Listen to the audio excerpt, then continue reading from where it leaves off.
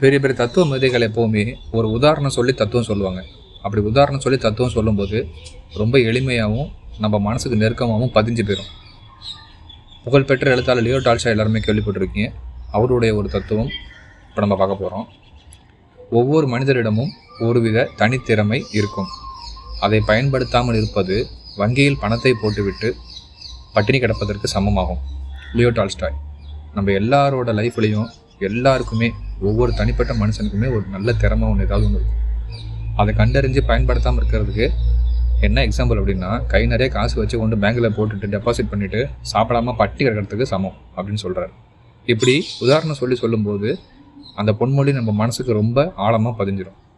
இது போல் பொன்மொழி கவிதைகளுக்கு என்னோடய யூடியூப் சேனலை ஃபாலோ பண்ணிக்கோங்க. உங்களோட கவிதைகள் என்னோடய யூடியூப் சேனலில் இடம்பெறணுனாலும் மறக்காமல் என்னோடய நம்பர் கான்டாக்ட் பண்ணுங்கள். இன்னொரு கவிதையில் சந்திக்கலாம். தேங்க்யூ. பாய்.